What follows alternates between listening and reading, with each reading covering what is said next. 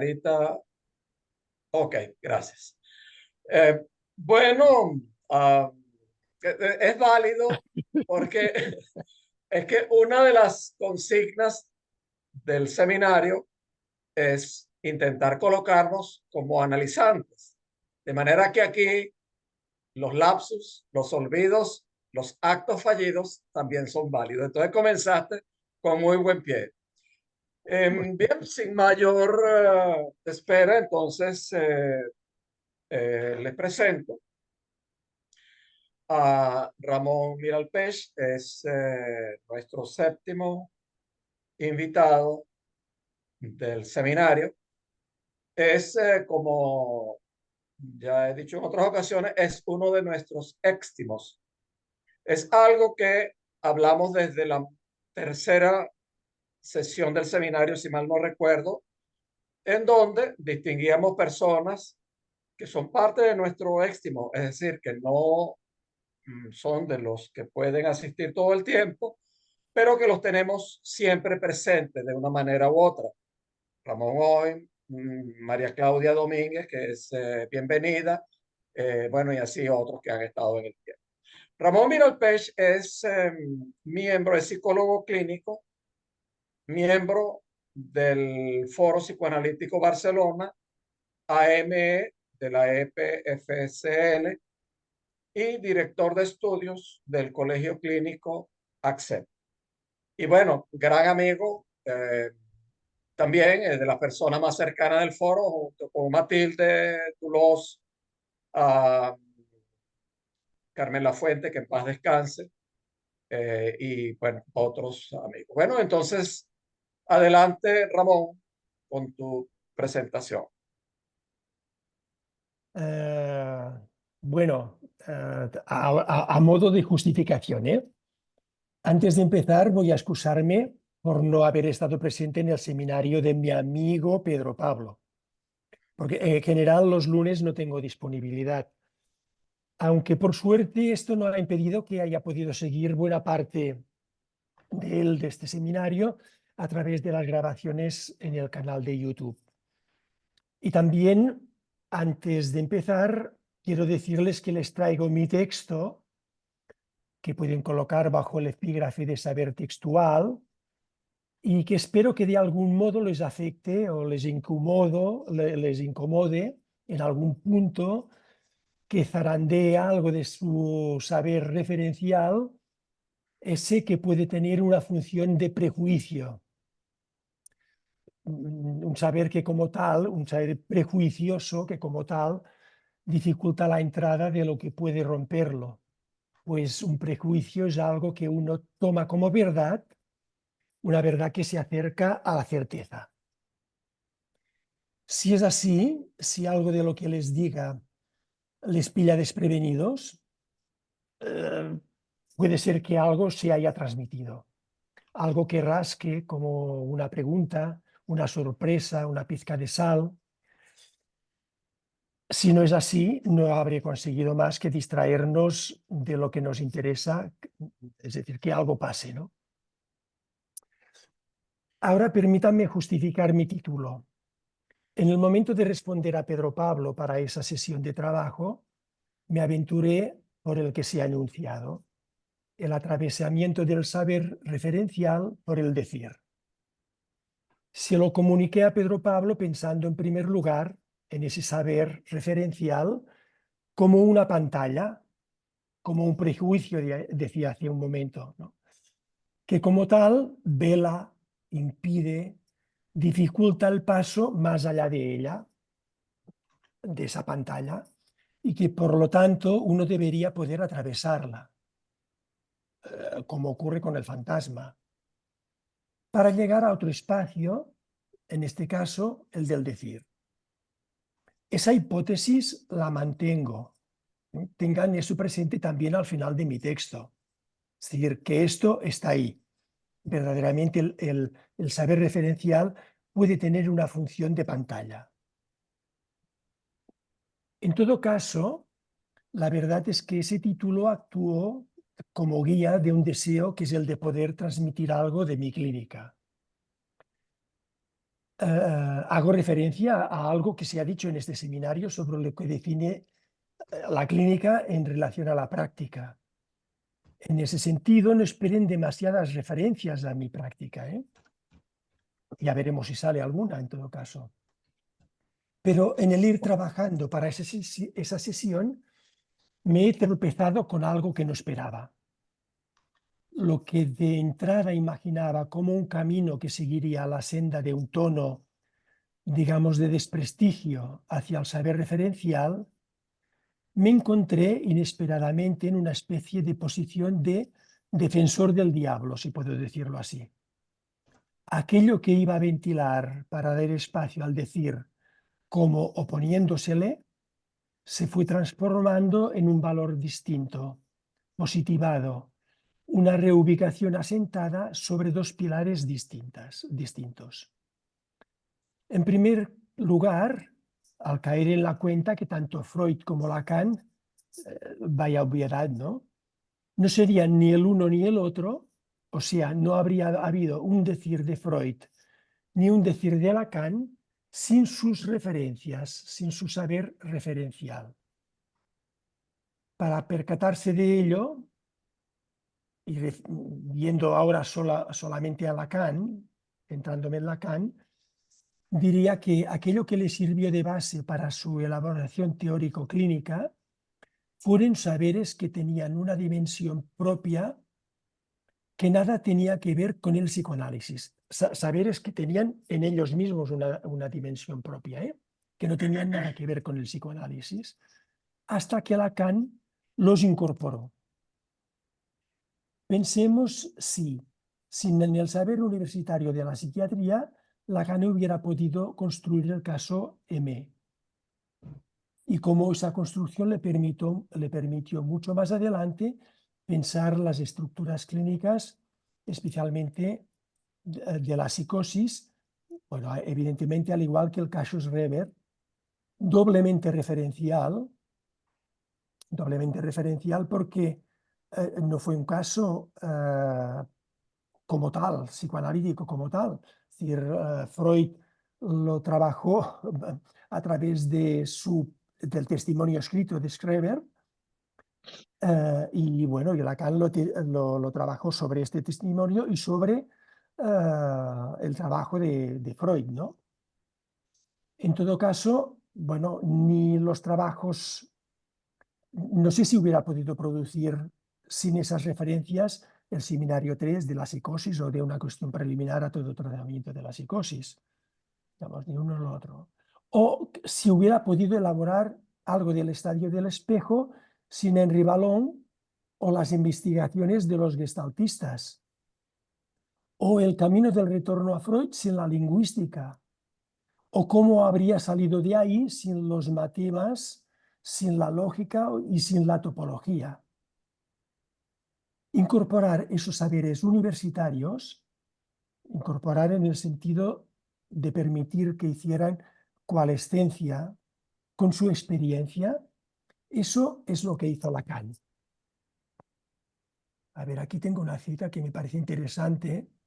Eso, un par de citas de Lacan. Una es del 72, de una conferencia de Lacan a la escuela belga, que dice así: me parece que sobre el discurso universitario, es una respuesta a un colega, como así lo tituló usted, perdón, me parece que sobre el discurso universitario, como así lo titulo, yo, Lacan, usted dijo formación universitaria.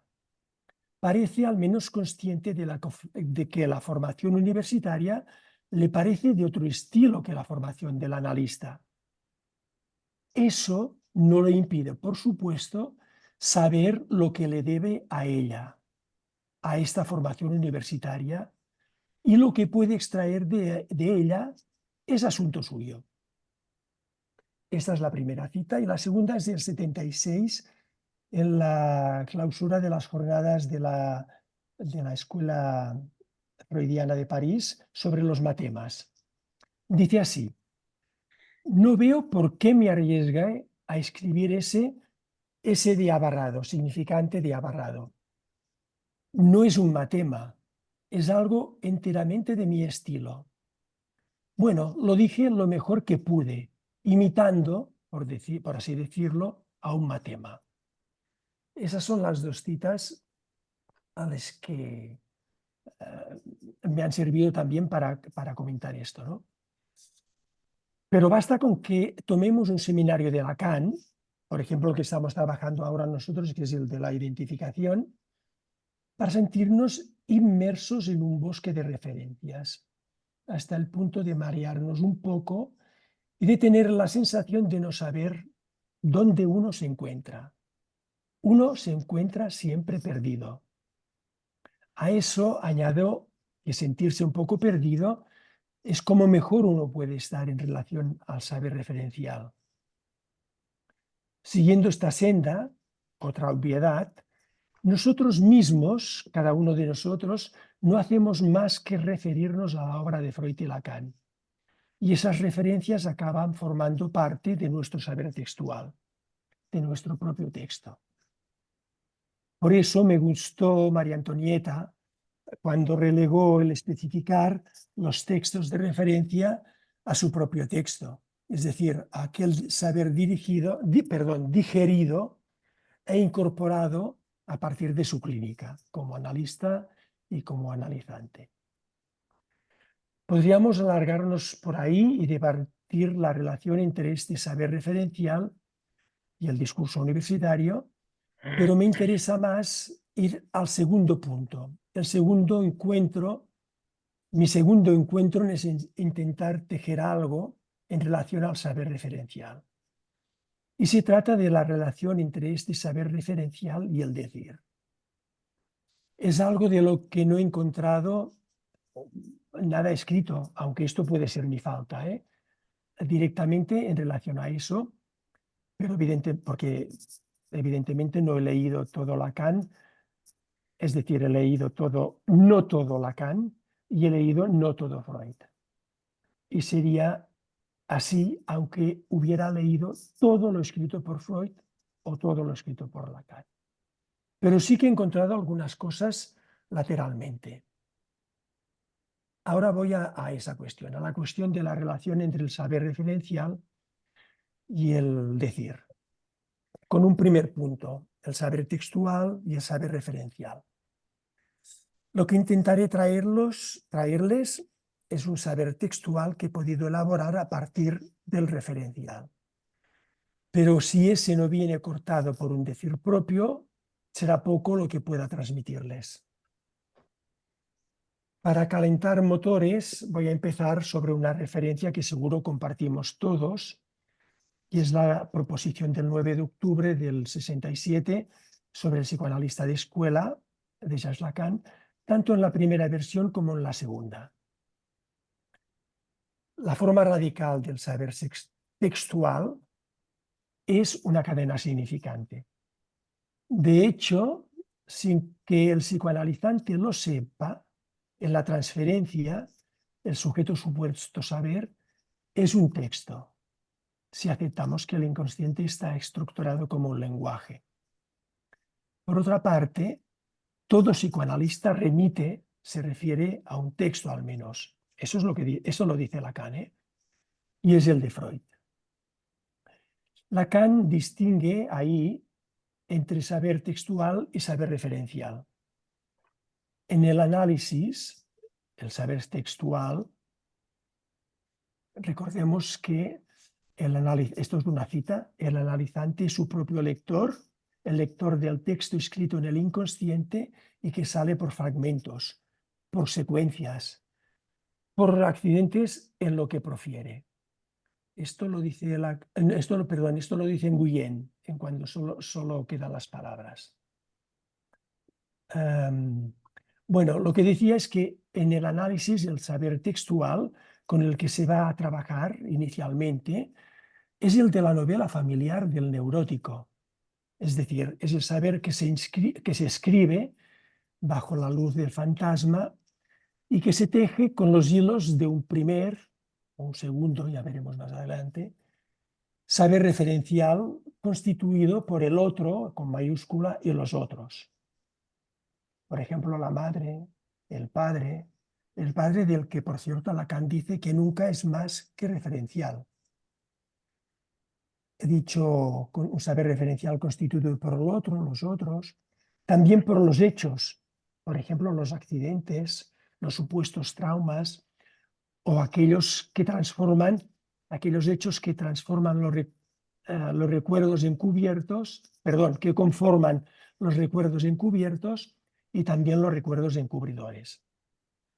Y todo eso constituye de esa novela las hebras y sus anudeamientos, que está siempre empapada, esa novela, de la sal y el peso del goce no sabido del síntoma. Es por eso que Lacan señala que ese saber referencial enmascara el saber textual. En cuanto al saber referencial, el que remite se vincula al referente, esto lo dice Lacan en la proposición. Dice el saber referencial, el que remite o se vincula al referente, no está ausente del saber analítico, pero concierne ante todo a los efectos del lenguaje, al sujeto en primer lugar y lo que podemos designar con el término amplio de estructuras lógicas. Bueno, ahora abro otro capítulo que he titulado La cuestión del saber referencial, entre paréntesis la doctrina del psicoanálisis, y el pase, entre paréntesis la transmisión del deseo del analista. Que hay una relación entre saber referencial respecto al pase y la misma experiencia del pase es observable en el dispositivo. Es decir, el modo como intentan transmitir los pasantes y más quizás los pasadores y cómo escucha el cartel del pase no son para nada ajenos a la doctrina. La idea original de Lacan de cierta virginidad, entre comillas, de pasantes y pasadores respecto del operativo, de lo que se esperaba de ellos, ha perdido toda posibilidad, creo, hoy aquí. Habría que reinventar el pase para conseguir algo de eso.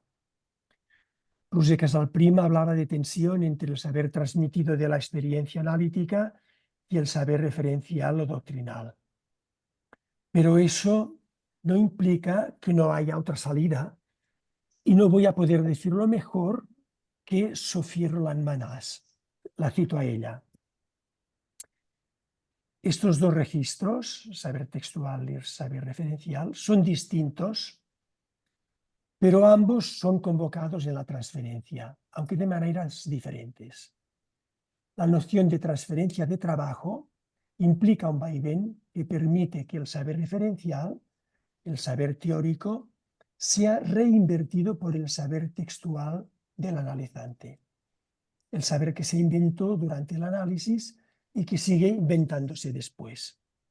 Esta forma particular de anudamiento entre saber referencial y el saber textual está en el centro de la concepción lacaniana del analista y de la formación. Esta manera de considerar la transmisión como efecto de la lectura del saber referencial de la teoría me parece que puede situarse en el punto de articulación de la intención y de la extensión. Eso lo dice Sophie Roland Manasse en algunos retazos del saber producido en el Cártel el 16 de septiembre del 23 en uno de esos encuentros de carteles intercontinentales que organizó el CAOE. Entonces, primera conclusión: si el saber referencial puede servir de cortina con la que alguien se protege de su propio decir, eso no quita que cada cual deba tragarlo, metabolizarlo y transformarlo en cuerpo de su propio texto, en el que pueda surgir por su decir. Esa sería para mí una primera conclusión. Por otra parte, el saber referencial que nos interesa. Ramón, perdón, ¿puedes repetir esa primera conclusión? Sí, esta primera conclusión es que si el saber referencial puede servir de cortina con la que alguien se protege de su propio decir, eso no quita que cada cual deba tragarlo, este saber referencial, deba metabolizarlo y transformarlo en cuerpo de su propio texto, el que pueda surgir por su decir. Por otra parte, el saber referencial que nos interesa y al que debe finalmente referirse el analizante en su ir diciendo, el saber que hay que esperar en un análisis es aquel saber sin sujeto, un saber hecho de la langue. Quiero aclarar algo. Este debe, ese hay que, tiene un estatuto ético, digamos, no moral. Y segundo, quiero subrayar que ese sin sujeto coloca la langue en un tiempo previo o en un tiempo constituyente del sujeto, previo al sujeto como tal, al sujeto como entendido como representado por un significante para otro significante. Pero sobre todo nos interesa, aquí me he dejado una cita, no sé si es interesante, sí, yo creo que sí que la voy a... Perdón que te interrumpa, Ramón. Sugeriría que la cita no la leas ahorita, De la acuerdo, dejes para más adelante de acuerdo, de en el acuerdo. debate, ¿sí? Gracias. De acuerdo, entonces digo que sobre todo lo que nos interesa es el encuentro necesario entre ese saber referencial, el de la langue, que se constituye por la coalescencia del goce de la palabra, de lo uno y del otro, y que como tal referente es olvidado en el discurso elaborado a partir de los significantes encadenados en los dichos. Es decir, uno se olvida que su referente es ese, el de la langue, el de esa coalescencia entre el goce y la palabra, ¿no? El encuentro, decía, entre ese saber referencial primero o último, depende de cómo se cuente, y el decir, ¿no? Es decir, que se diga queda olvidado tras lo que se dice en lo que se escucha. Bueno, esto es posible desde una posición en la que el analizante lo es. Quiero decir, cuando cumple con la tarea marcada por la regla analítica. Recordemos que la condición de la regla analítica es posibilitar esa palabra sin sujeto, aquella de la que quien la dice, el sujeto que se analiza, no sabe de dónde viene, que le pilla desprevenido, le pilla por sorpresa, pero que requiere de un decir para ser dicha. Como dice Colette Soler, al decir tonterías, puede ocurrir que se pueda hacer existir un decir. En ese lapsus, ese equívoco, esa homofonía, ese error gramatical, el analizante puede reconocer el cosido entre la langue, con la marca de goce que acarrea, y la lengua que habla. Al analista le corresponde, por un lado, pescar eso y garantizar, sancionar el peso por su acto, su interpretación, su corte o su silencio, que puede tener el alcance atronador del grito de Edvard Munch. Y eso lo puede hacer en el instante en que se ha desprendido de su ser de sujeto, de modo que solo pueda ser ubicado desde el analizante en el lugar de causa, de objeto causa. Otro apartado, del decir. Antes, al principio, hablé del decir como de un espacio, pero creo que se trata más bien de un tiempo que se manifiesta por su existencia pulsativa, de destello. En ese sentido, es de un orden análogo al del acto. Al menos tienen en común ese carácter existencial. solo después de un tiempo histórico, ese ir manifestándose puntualmente, entiendan ese puntualmente como hecho de puntos discontinuos. Hay algo que puede ser reconocido como un decir siempre absolutamente singular, algo que comúnmente se confunde a veces con lo que la lengua común llama personalidad, aunque nosotros preferimos estilo. Y que a su vez este decir puede llegar a hacerse referente para otros. Y ahí tenemos otro punto de encuentro entre referente y decir. Bueno, es el caso, evidentemente, del decir de Freud, el que se desprende, el que deducimos de su obra. Obra aquí en el mismo sentido de obra de arte, que forma parte del saber referencial y que se inserta en el saber textual para todo psicoanalista. Y quizás más aún el decir de Lacan, puesto que su transmisión fue fundamentalmente oral, lo que convoca el acto de decir. En cuanto al estilo, me permito citar a Nguyen también. Decía lo siguiente: la otra función de la langue es este golpe del cuerpo, esta marca indeleble que sanciona para el sujeto su relación a lo real, nada menos que su estilo. Ya pueden ver que hablamos de dos niveles del decir, al menos dos, ¿no? Un decir que se olvida tras lo dicho, pero que se reconoce por sus efectos, y un decir que yo escribo con mayúscula y que da cuenta de los efectos de ese decir en su ir diciéndose. Pero aquí me voy a centrar, porque me parece que el que nos interesa, me voy a centrar en el primero. Y por tanto voy a tener que referirme al decir y la langue. Cuando Lacan dice las pulsiones son el eco del cuerpo del hecho de que hay un decir, lo hace después de haber dicho que la interpretación opera por el equívoco, pero que para que opere es necesario que haya algo en el significante que resuene, que consuene, y para ello el cuerpo le debe ser sensible. Debe ser sensible porque ya se han escrito en él marcas de goce. Ese algo en el significante que puede resonar, ¿no les parece obvio que no puede ser otra cosa que la langue?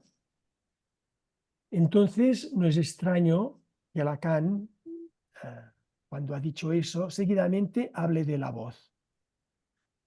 Les digo que en mi formación no me fue fácil captar el concepto psicoanalítico de voz, porque hay distintas voces.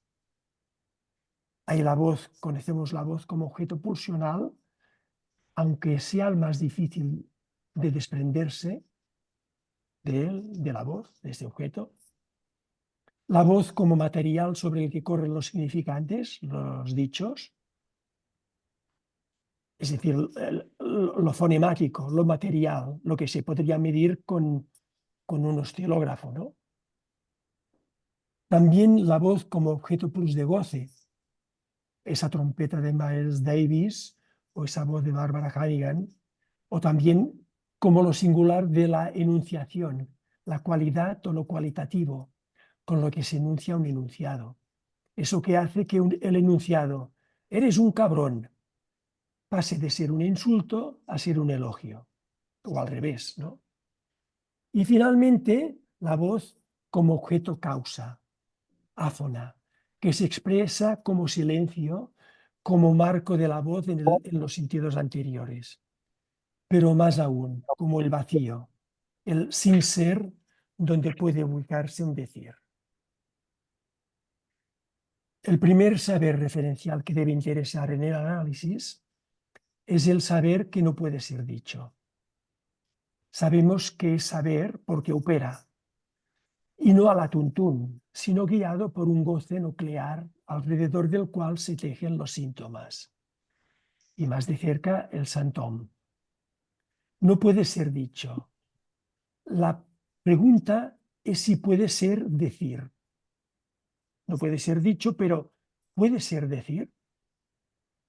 quizás solo en el momento de emergencia, primero en medio de una palabra o una frase donde resuene aquel goce del uno que se coaligó con la lengua y el lenguaje del otro, a través de ese elemento de la langa, ese fonema, esa entonación, ese chasquido, y el que la Magdalena de Proust no es más que una burda metáfora.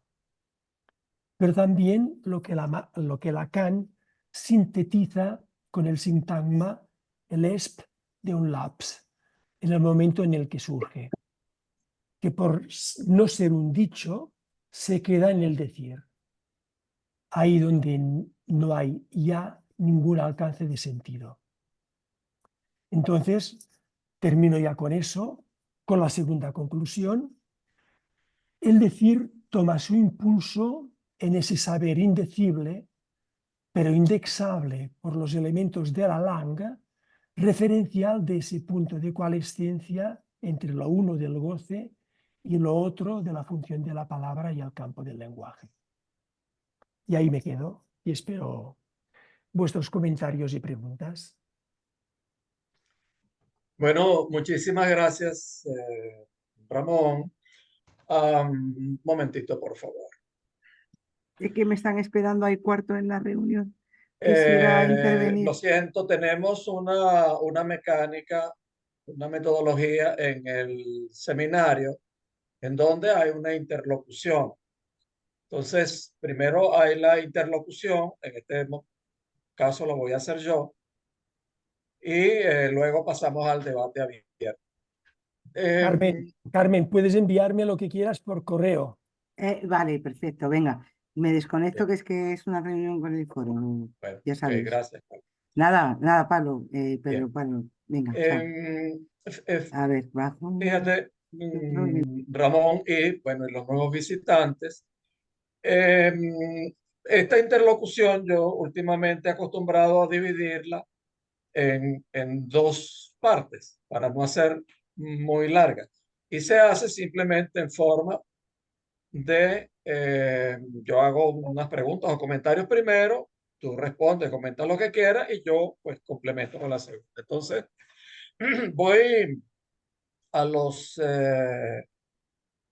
a los primeros, que son tres relativamente sencillos, y dejo la que considero más profunda o compleja de segundo. Bueno, fíjate, voy a la eh, referencia que tú haces con relación al pase, en donde dices que ya no es posible tener esa cierta virginidad, porque, bueno, el saber referencial está tanto en pasantes como en pasadores, como en cartel de pase, pues está en todas partes. En otras palabras, yo diría, pues está la doxa, ¿no? Bueno, yo cuestiono eso un poco, creo que estarás de acuerdo en que a pesar de eso, algo pasa en cada pase. Eh, es decir, que hay algo virgen que es posible que se transmita en cada pase. Esa es la primera. La segunda es un poco semántica, es con relación al saber referencial. Fíjate, tú dices que la novela familiar la catalogas como saber referencial. No, Hace no, como saber textual. la novela familiar. Sí, Um, sí. bueno, no voy a cuestionar. Sin embargo, luego el saber de la LAN lo catalogas de referencial. Ahí me confundí, quisiera que lo hablara un poquito más porque este, un momentito para ir al texto, un segundito, por favor. No me tardo mucho.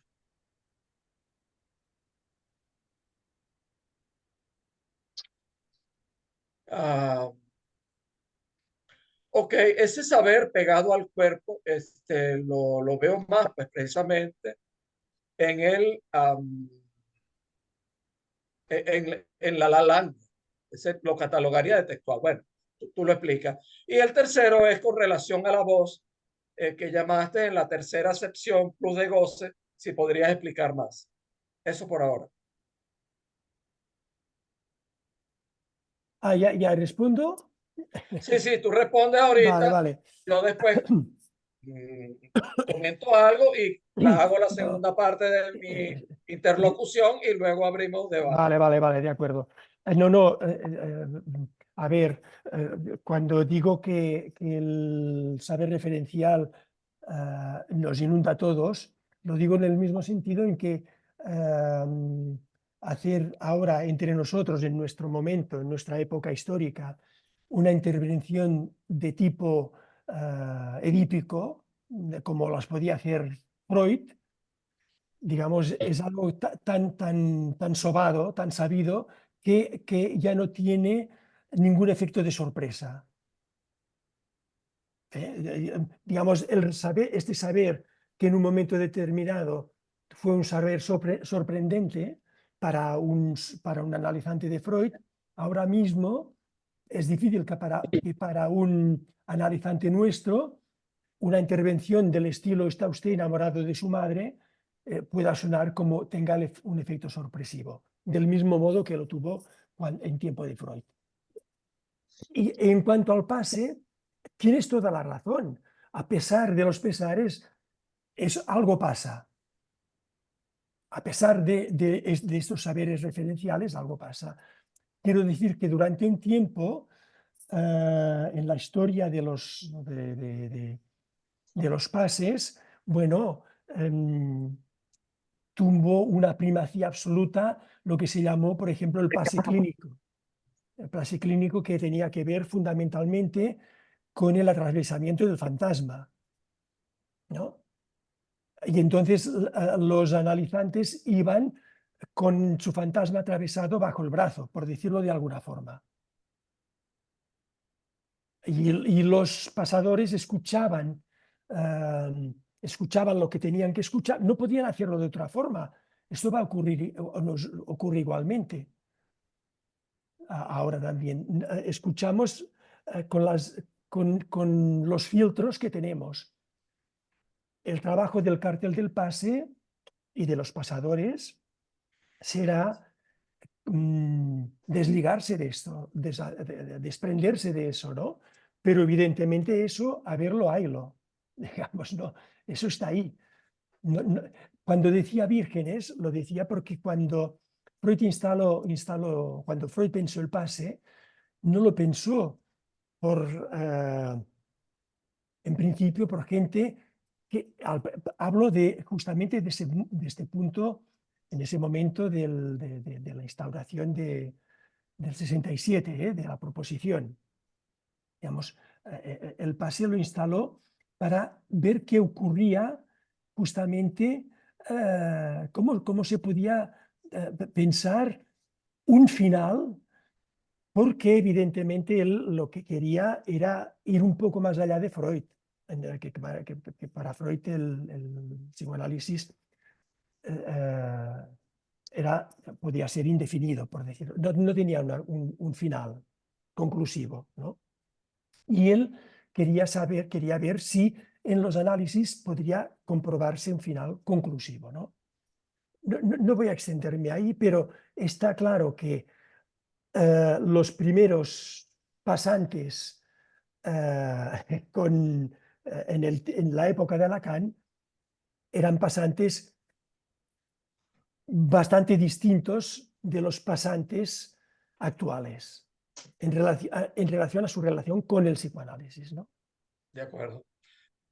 Eso en cuanto a la primera cuestión. En cuanto a la novela familiar, no, yo creo que es un saber, lo entiendo como es un saber construido, por tanto lo entiendo como un saber textual. ¿Eh? Es el saber con el que uno viene y que se va rehaciendo, ¿no? Y el saber referencial siempre, digamos, va penetrando de una forma u otra en ese saber textual. Digamos, no sé si he aclarado. Perdona que te interrumpa. No, ahí estoy de acuerdo. En realidad era referencial con relación al otro, los padres que venía de allí, pero se convierte en textual. Claro, Completamente de sí, sí. acuerdo. El que me hizo pregunta es el catalogar el saber vinculado a la LAN Sí, como claro, referencial. claro, claro, claro. Lo tomo como el punto de inicio, el punto de partida. Digamos, a qué otra cosa puede referirse un analizante a través de su recorrido, al final de su recorrido, que a esos elementos de la langa. Es decir, cuando surge un, un lapsus que ya no tiene más alcance de sentido, cuando surge un equívoco, una homofonía, cuando surge algo de eso que tiene que ver con lo real, ¿no es eso aquello a lo que se refiere todo el sujeto, todo el parler? ¿No es esa su piedra angular, por decirlo? ¿No es esa su referencia fundamental? Digamos, es un cambio de vuelta, ¿no? Es un cambio de, una vuelta más de tuerca. Digamos, está bien. El saber que nos interesa, por eso digo que el saber que nos interesa, el saber referencial que nos interesa, a fin de cuentas, es el saber que no puede ser dicho. Es ese saber que igual puede pasar por un decir. Ok, Que va a tener efectos, ¿no? Va a tener efectos, pero por eso lo coloco como el último referente, o el primero, como quieras, es igual. ok. Y luego me has preguntado sobre la voz. Sí, bueno, ¿por qué lo catalogaste de plus de goce en su tercera acepción ahí? Porque es algo que uno puede, porque es algo con lo que uno puede encontrar ese goce en un objeto exterior, ¿no? En un objeto que proviene y en el que uno reconoce algo que le hace vibrar, ¿no? Es decir, ¿qué es lo que hace em, que uno escuchando una determinada voz se emocione, le venga un escalofrío, ¿no? Algo ocurra, ¿no? Dice, no, que me ha pasado, tengo piel de gallina, ¿no? Se me erizan los pelos, ¿no? Es en ese sentido Ok, que hablo bien. ¿vale? Bueno, tengo otro comentario más de fondo, pero lo voy a dejar para más adelante para dar apertura al debate abierto. Que sé que están deseosos. Ya Dulos la veo que tiene preparada una larga intervención. Ya la vi. Matilde, Gladys Matalia tiene la palabra. No, bueno, gracias Ramón, pero para mí ha sido así mucho. Pero me quedé pensando algunos puntos, que es lo que al final a uno por ahí le queda, y creo que en ese sentido tiene que ver también con su saber referencial, ¿no? Me parece que cuando el pase está atravesado por los saberes referenciales, en pasantes, pasadores, cartas del pase, es el fracaso del pase. ¿Ah? Me parece que justamente es lo que hizo fracasar a lo largo de las épocas, de las épocas del fantasma, de las épocas de los afectos, ¿no? De los reales. Hubo, no, bueno, a ver, algo, La letra, ir con ¿no? la letra, Todo, ¿no? Bueno, eso me parece que son los fracasos, ¿no? Y se pierde justamente la posibilidad de ese encuentro de lo nuevo en cada sujeto, de lo singular, ¿no? En relación al saber referencial que no, no causa efectos como causaría en la época de Freud y la cuestión de usted está enamorado de su padre, de su madre, ¿no? A mí particularmente nunca me han gustado mucho las conclusiones universales, porque es verdad que a veces uno se encuentra en su clínica con sujetos que les sorprende totalmente algún punto que se toca de eso. Y uno dice, wow, si eso aparece hasta en la televisión, ¿no? Los periodistas hablan de eso, ¿no? Así de una manera.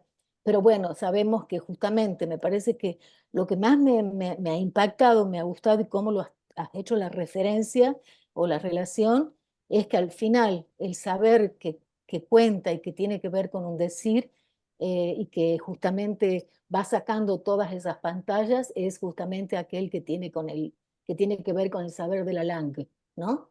Que además es lo que en cada sujeto que uno se encuentra, ¿no? Que en cada dirección de la cura que uno hace, son, digamos, los puntos justamente, ¿no? Que marcan la singularidad del sujeto, ¿no?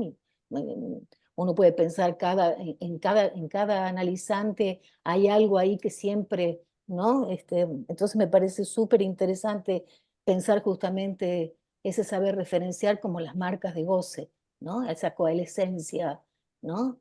Del hecho de que existe, bueno, eso, ¿no? Un cuerpo que se estremece, ¿no? Bueno, eso quería comentar y dejar, digamos, abierta la posibilidad de que uno pueda decirle a alguien, bueno, che, eso es puro amor a tu madre, ¿no? Sí, sí. Eso. Ok, vamos a escuchar un par de preguntas, Ramón, y luego entonces tú intervienes. Es lo que tenemos, lo que estilamos acá. María Dulos Camós. Bueno, gracias, Ramón. De hecho, tu ponencia me llevó el eco de la presentación que hice en las jornadas de escuela sobre intención-extensión, justamente, ¿no?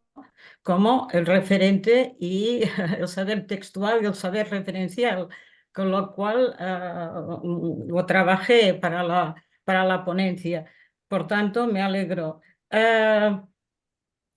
Cuando hablabas de los saberes referenciales de Lacan, esta parte que has elaborado de la cuestión referencial me gusta porque lleva a debate. En este aspecto, es verdad, los saberes referenciales, pero justamente hay uno que me ha hecho gracia porque justamente hay uno que me parece que puntúa la enseñanza de Lacan, sobre todo al final, que es la literatura. Creo que Lacan, sin los autores literarios, que justamente me parece que son algo distinto de otros saberes, ¿no? Si vemos el último, ya antes, si miramos todos los autores, escritores y escritoras que ha elaborado a partir de ellos Lacan, hasta llegar a Joyce, me parece que hay ahí un punto clave de esto. Y en cuanto, por tanto, esta parte me parece ya que realmente me interesa también. Y por otra parte, la cuestión de lo referencial y lo textual. Tal como lo entiendo y lo he elaborado algo, a mí lo referencial lo veo en cuestión de, dependiendo de lo textual, desde un punto de vista analítico del análisis de cada cual y de su experiencia como analista, que es un poco lo que planteé en la ponencia, a partir de la nota italiana de Colette Soler, que es muy clara en esto. Entonces, por ejemplo, el nombre del padre, el nombre como valor existencial, fuera de, es sin referente, como también el semblante. El analista en posición de semblante, objeto A, este semblante es fuera de, sin referente. Por tanto, me parece que lo textual, para mí, y la pregunta es, y es la pregunta que te quería hacer, por ejemplo, en esta línea, el decir, también lo veo, que es lo no sabido, fuera de. Otra cosa es la otra vertiente que has dicho del decir, ¿no? Pero, ¿cuáles son los efectos del decir?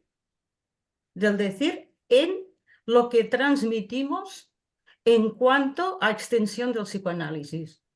A ver, es un punto clave cómo hacer resonar en la transmisión lo encontrado en el propio análisis y en la práctica con los analizantes.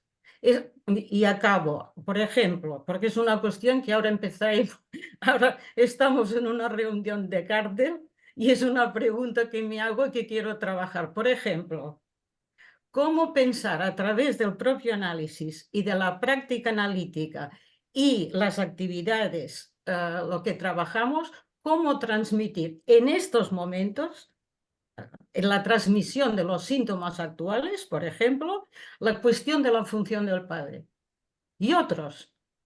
Si no es a partir de lo textual, lo veo, no lo entiendo lo entiendo por esta vertiente. Por tanto, la pregunta, Ramón, es ¿qué efectos del decir en la transmisión que hacemos del psicoanálisis? Si puedes decir algo. Y muchas gracias. Ok, bueno, las intervenciones, un segundo, Xavier. Las intervenciones de Gladys y de Dulosa han estado tan densas que debo darle a Ramón la oportunidad de responder ahorita. Una cosa, me adelanto un poquito, Xavier. Bienvenido, Xavier. Bienvenida, Claudia. Ustedes son parte de nuestro éxtimo. Cuando te toque, te voy a pedir, Xavier, invertir el orden de colocar primero a Constanza y luego respondes tú, intervienes tú. Explico, porque como es primera vez que viene, lo mismo que Claudia, hay una razón, ¿no? Es que el seminario lo pensamos, nosotros lo pensamos así como un dispositivo de escuela, en el sentido de que es un dispositivo donde se crea un saber.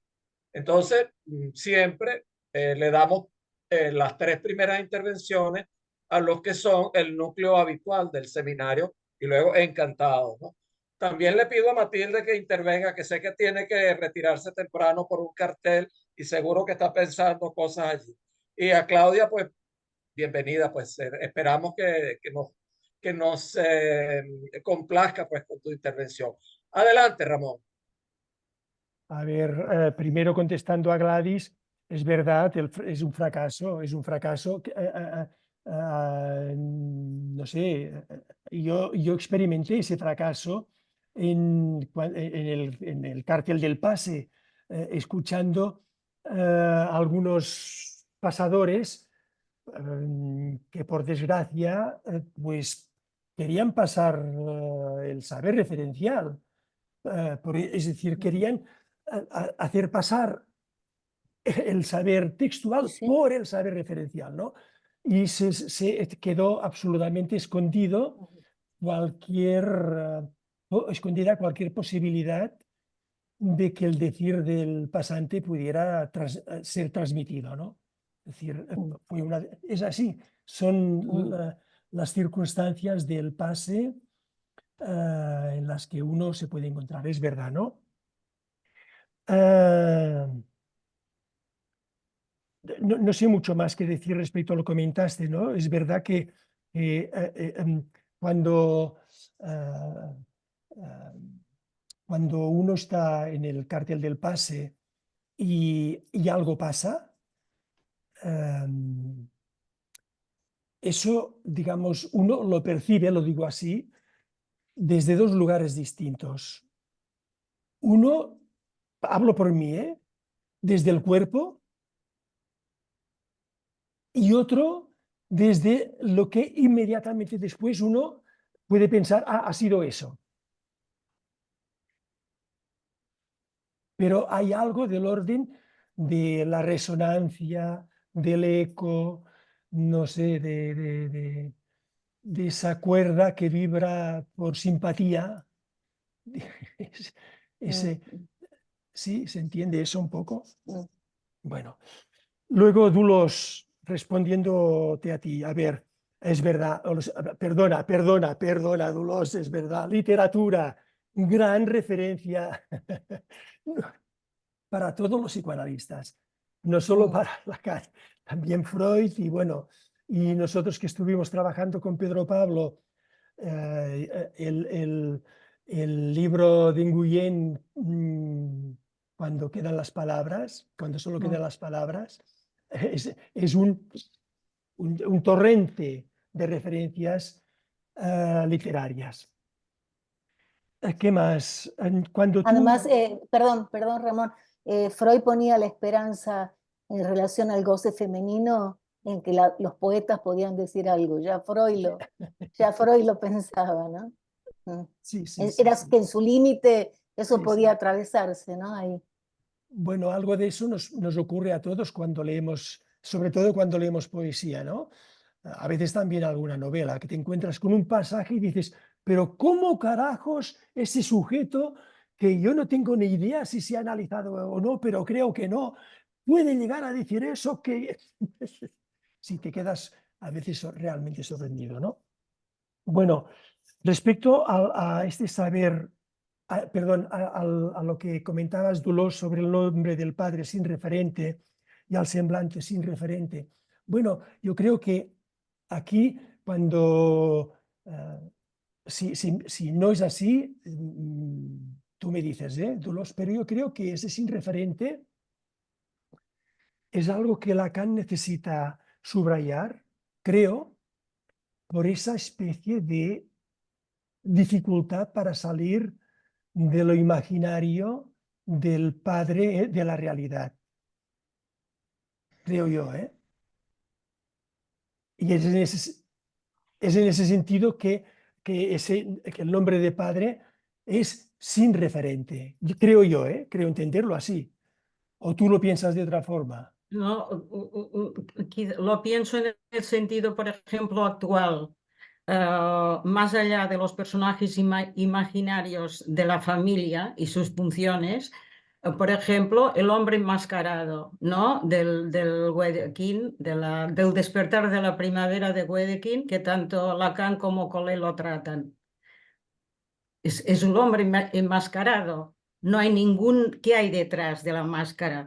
No hay nada. En todo caso, puede haber lo que dice Colette, que el agujero de lo simbólico escupe nombres del padre. Por tanto, ahí Bueno, sí, que sí, entonces ahí me parece sin sí, referente. ¿Cómo pensar esto? de acuerdo. Bueno, no es fácil, debería darle algunas vueltas más, No, no es fácil, no. pero no sabría muy bien qué más decirte, ¿no? Pero en cuanto al decir y qué efectos del decir, no sé qué efectos del decir, pero si no hay efectos, por eso, de alguna forma, colocaba en un nivel análogo el decir y el acto, ¿no? Como Sí, elementos sí. pulsativos en ese sentido, en los que lo hay o no lo hay. Y si lo hay, tiene efectos. Si no tiene efectos, no hay decir. Es decir, que solo puede tener, si pensamos también, si lo pensamos lógicamente, el decir solo tiene solo tiene estatuto existencial. Ahí está. Si solo tiene estatuto existencial, o está o no está. Y la única manera de saber si está o no está es porque pica o no pica. Digamos, uno Porque tiene tiene que efectos. rascarse después de eso o no. Ya está. ¿No? Estoy de acuerdo contigo, entonces. De acuerdo. Bien. Ok, entonces vamos con Constanza, luego Xavier, gracias Xavier. Después está Sebastián y Matilde. Sebastián, Matilde tiene que retirarse un poco más temprano. ¿No tendrías inconveniente en que interviniese primero Matilde y luego tú? No, Ok, está muy gracias bien. Sebastián. Entonces, Constanza, María Constanza del Valle Lobos. Adelante. Si Matilde quiere, si tiene que retirarse, quiere intervenir primero, tampoco tengo inconveniente. No sé cómo, no, Bueno, si está Matilde, hablado. sabemos que ya me avisaste, pues que tenía. Si quieres, interviene entonces Matilde. ¿Sí? Bueno, Pues muchas gracias, intervenir, Constanza. sí, más que nada, Ramón, agradecerte todo lo que, bueno, en cierta manera para mí me has aclarado, ¿no? Entonces ha sido un punto importante. Yo me quedé, porque como también ya sabes que cada cosa que, ¿no?, que se dice, ¿no?, también cada uno se engancha con algunas. Y cuando hablabas del pase,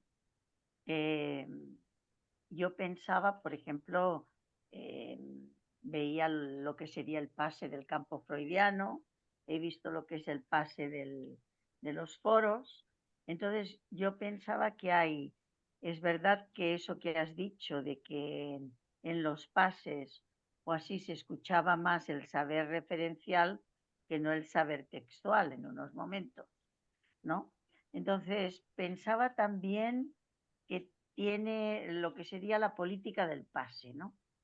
Si también tiene algunos efectos el hecho también de grupos, es por preguntar, ¿no?, de grupos, etcétera, en el que podría tener mucha influencia, ¿no?, en cómo se escucha y además cómo se nomina, ¿no?, o el nominar.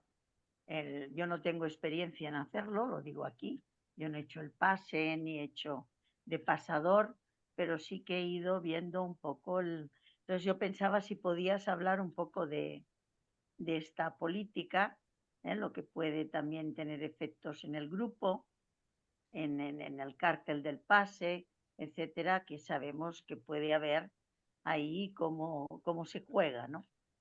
Eso por un lado. Y por otro, me quedé con eso que decías del padre como saber referencial, ¿no? Que estoy contigo de acuerdo, pero el padre se puede convertir en el saber textual para analizante. Es una pregunta, ¿no? Si pasa del saber referencial al saber textual para el analizante, ¿no? Todo ese recorrido, ¿no?, que hace.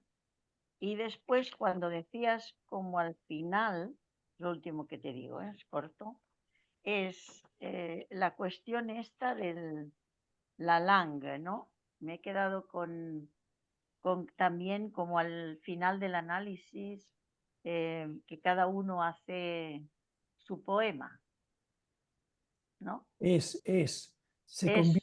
Bueno, se convierte en poema, ¿no? Entonces, si podías decir algo ahí también, en referencia con el saberes. ¿No? Gracias, muchas gracias y Bueno, muy pero interesante. gracias Matilde. Vamos a escuchar a Xavier Moñú del Foro del País Vasco. Adelante, Xavier. No sé si Constanza está primero o voy yo.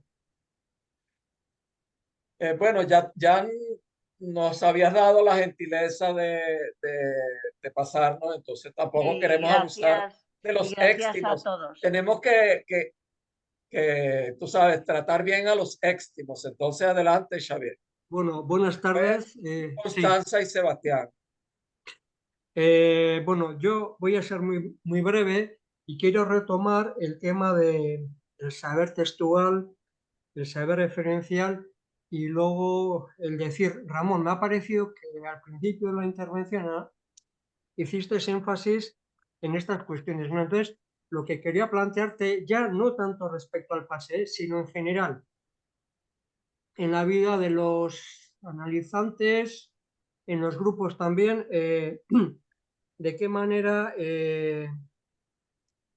se produce ese decir cuando uno está, bueno, cuando uno tiene todo el saber textual, además del referencial que puede venir por la lectura. Más que nada el decir en relación al saber textual. ¿En qué momento o de qué manera se produce? Si tiene que ver con un intervalo o en alguna ocasión me ha parecido escucharte, Ramón, un vacío o no sé, esto era un poco una cuestión. Y la otra, y termino brevemente, en relación a, dijiste que la na que está antes del significante es previo al significante. Si podías un poco aclarar esto, que me resulta difícil esta cuestión. Y ya está. Bueno, gracias. Bueno, Ramón, tu ponencia ha suscitado preguntas demasiado densas, así que no podemos acumular tres. Responde esas dos. Vale, vale, vale. Bueno, Matilde, Sí, en cuanto a la política del pase, bueno, yo me hago una pregunta bastante sencilla. Yo creo que ha surgido ya en otras ocasiones en este seminario. ¿Es pensable, por ejemplo, lo diré de otra forma, en ocasiones se ha presentado un problema y es el de nombrar un pasador que no sabía qué carajos era el pase? mm, ¿Eh? A veces ha ocurrido eso, ¿no? ya. Y entonces la situación ha sido una situación bastante extraña, particular, porque alguien que no está, por decirlo de alguna forma, metido en el discurso del psicoanálisis, esto es una pregunta que podemos formularnos. Mm, No lo voy a responder, pero es una pregunta. Alguien que no está metido en el discurso del psicoanálisis puede, debería poder, teóricamente debería poder, pero efectivamente puede ser pasador. Es una pregunta. ¿Eh? O incluso es pensable, bueno, es impensable que alguien se presente al pase como pasante sin estar en el discurso del psicoanálisis, ¿no? Bueno, no sé muy bien si eso dice algo en relación a la política del pase, pero son preguntas que yo me hago también en relación al pase y en relación a los grupos y cómo funciona. No sé si sería pensable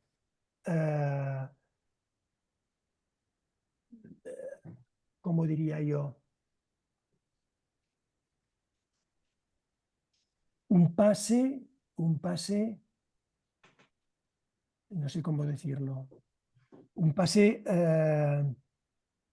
que pudiera permitir a un sujeto que pudiera permitir dar cuenta de que ha pasado, de que ha habido análisis a un sujeto que no está vinculado con el discurso del psicoanálisis.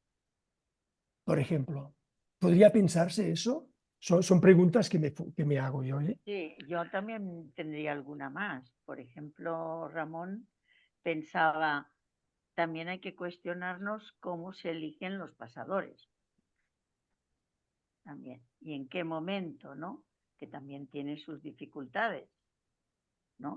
Que pueden ser elegidos a lo mejor alguien que no va a escuchar o que no está en el momento para escuchar, por ejemplo. Yo me pregunto, que también es algo como para debatir, ¿no? Ir debatiendo. Es la pregunta, perdón, Matilde, es la pregunta que mandó el CIG a los AME, ¿no? Sí. Sobre el tema de cómo nombran los pasadores los que nombraron pasadores. Exacto, Y es una pregunta a la exacto. cual cada uno puede Va decir a algo ahí. responder Lo mandó de... hace como 3 meses ya para que pensemos algo. Mm, Es Sí, sí, interesante, sí, porque es todo un sí, tema. sí, sí. sí. Bueno, yo también me lo he planteado, ¿no? También.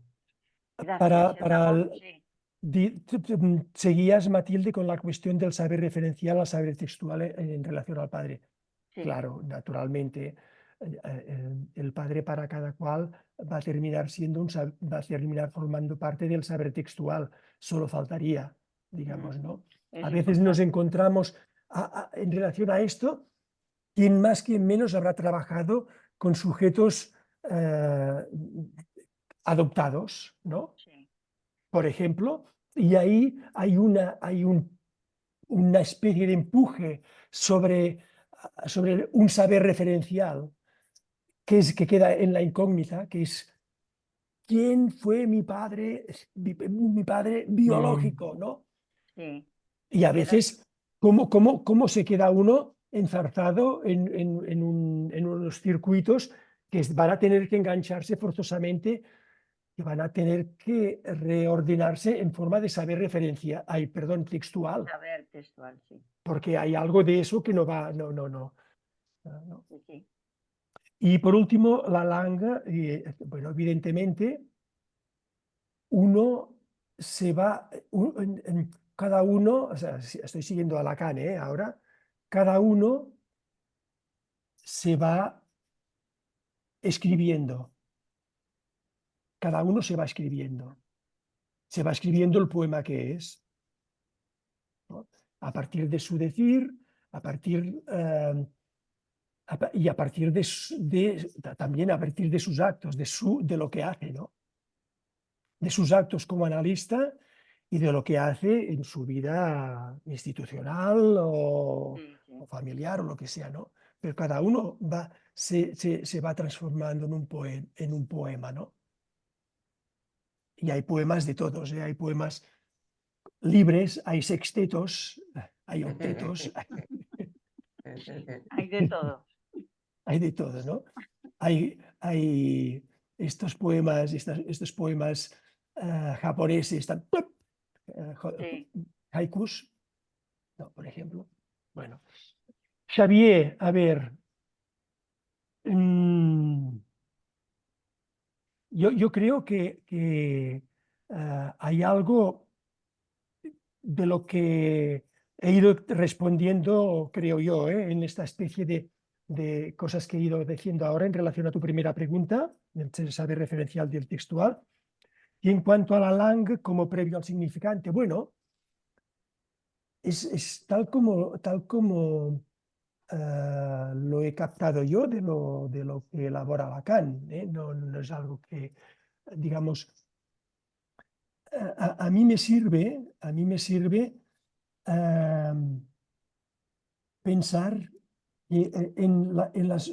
A ver, en definitiva, las marcas de goce, ¿qué carajo son? Cuando hablamos de marcas de goce, ¿de qué estamos hablando? ¿De qué estamos hablando? Hablamos de aquellas cosas que nos han marcado, pero que el goce es nuestro, ¿eh? El goce lo sentimos nosotros en nuestro cuerpo, en nuestro, aquí, en la laringe, en los oídos, en la barriga, no sé. Es el goce que sentimos nosotros, que viene de... Por eso cuando Lacan habla del goce del uno, habla de algo que es previo, creo, a lo que, aunque es previo a posteriori, por decirlo de alguna forma, porque solo podemos hablar de él una vez hablamos, ¿no? Una vez tenemos el lenguaje. Pero evidentemente es un goce que acarrea unas marcas que formarán una escritura, que serán la base de ese saber referencial del que hablaba yo al principio, ¿no? Y que está articulado con el lenguaje por la langue. Y la langue no son más que esas pequeñas... cuando un niño goza, un niño no sabe que goza cuando hace... Un niño no sabe que goza. Sabe que goza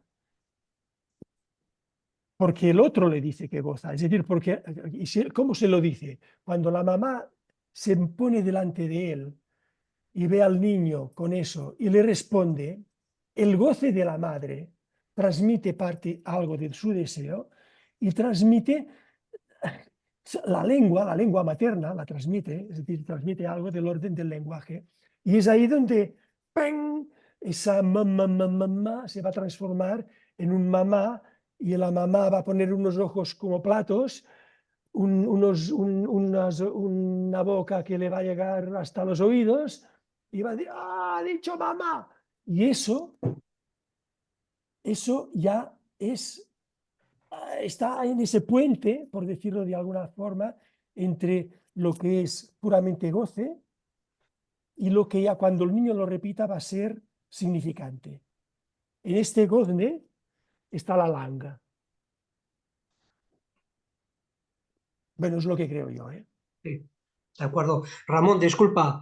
Respecto a lo primero que planteaba, o sea, en concreto era cuando el decir adquiere un estatuto que está articulado con el saber textual. O sea, en qué momento el decir adquiere ya, o sea, una consistencia propia cuando uno está en No, el saber aclaro, textual. creo que entiendo la pregunta, pero aclaro algo.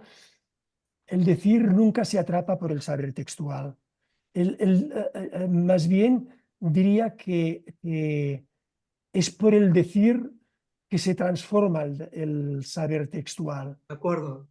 ¿vale? Sí, Pero sí, sí. Ahora ya. sí, Sí, es sí. cuando hay algo del orden de un decir que mm, mm,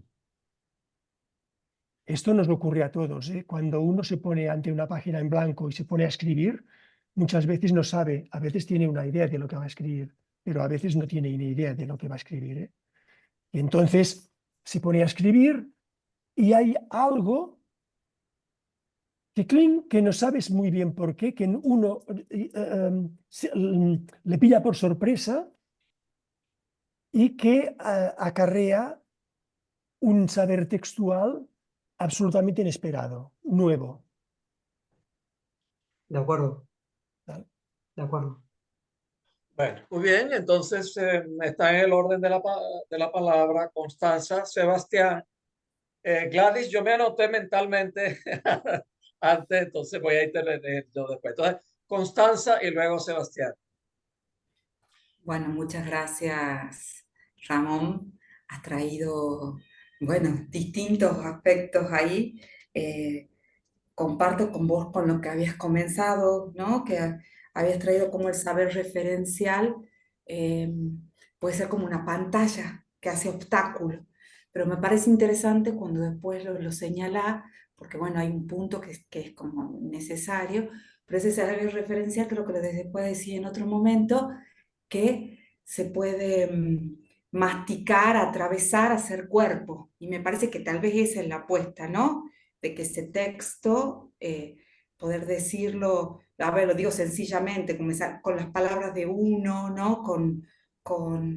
Y ahí ya se transforma en otra cosa, no deja de tener una referencia, ¿sí? Pero bueno, uno lo hace propio, tal vez esa expresión. Con respecto, bueno, también cuando te escucho del pase, me he quedado así, ¿no?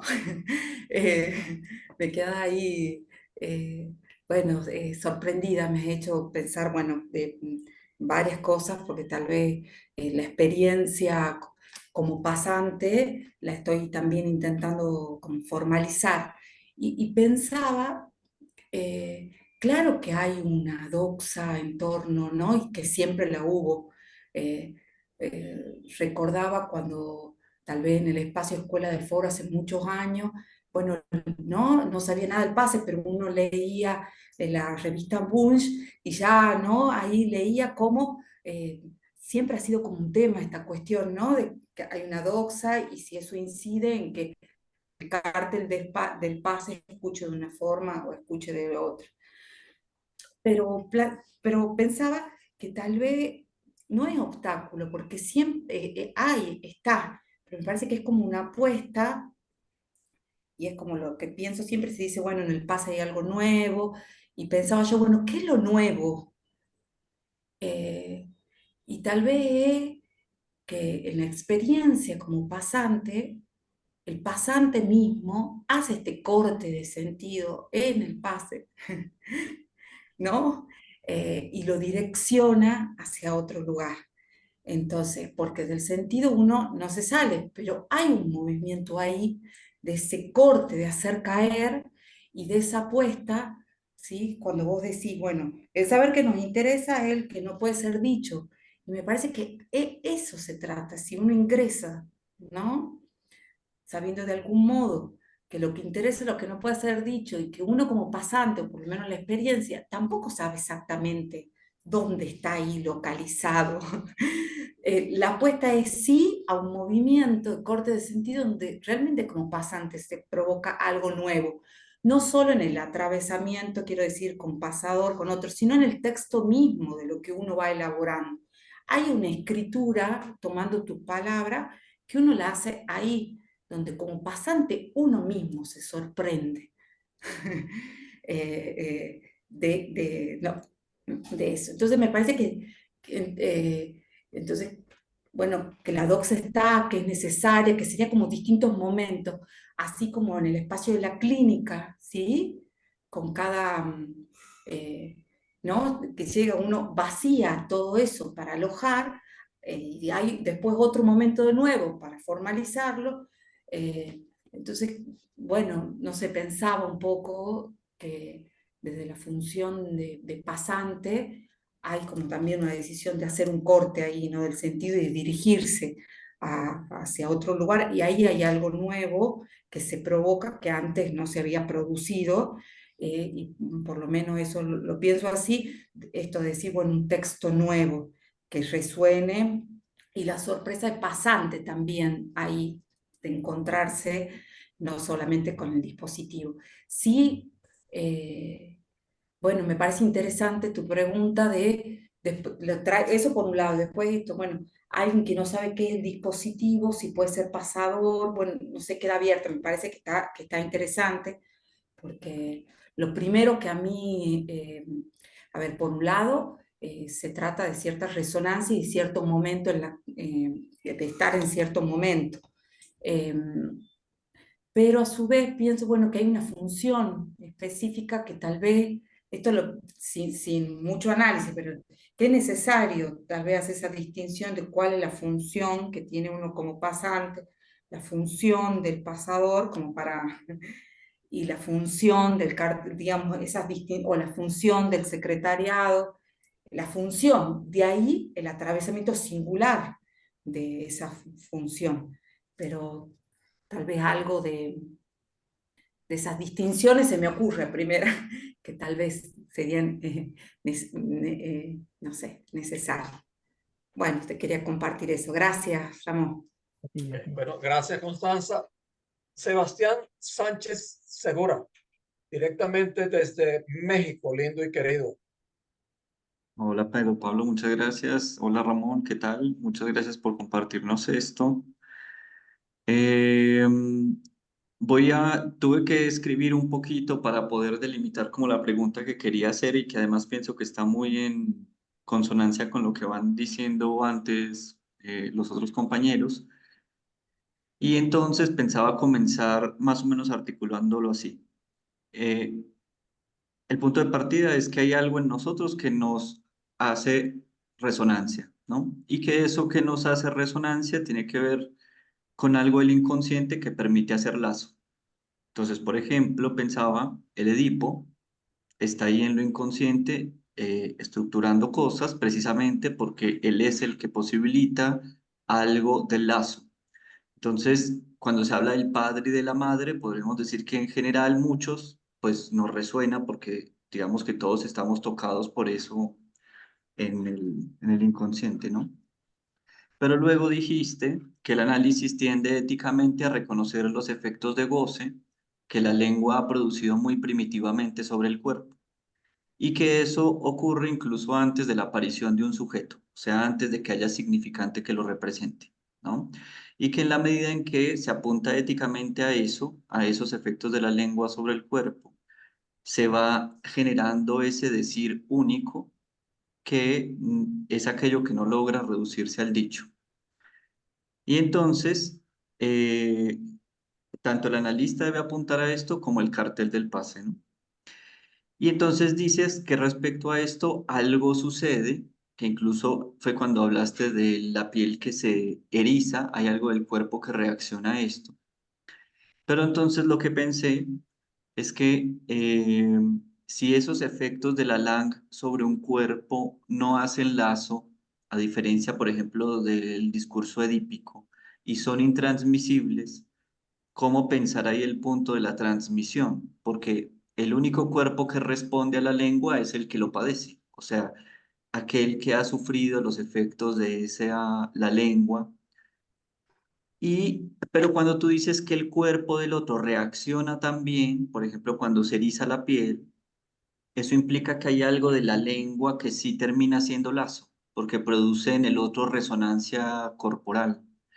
Entonces la pregunta es si tú piensas que hay lazos corporales, o sea, lazos corporales por efectos de esa la lengua, Y a mí me parece que es una pregunta importante porque lo que te entendí es lo que orientaría, por ejemplo, al cartel del pase. El cartel del pase se orientaría porque siente algo a nivel corporal más allá del saber transmisible, ¿no?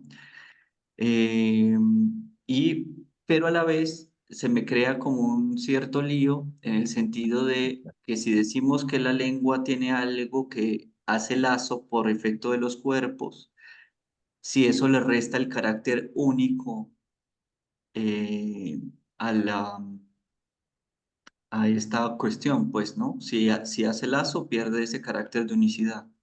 Bueno, no sé qué piensas de eso. Ok, bueno, entonces se puede responder a estas dos y luego intervenimos Gladys y yo.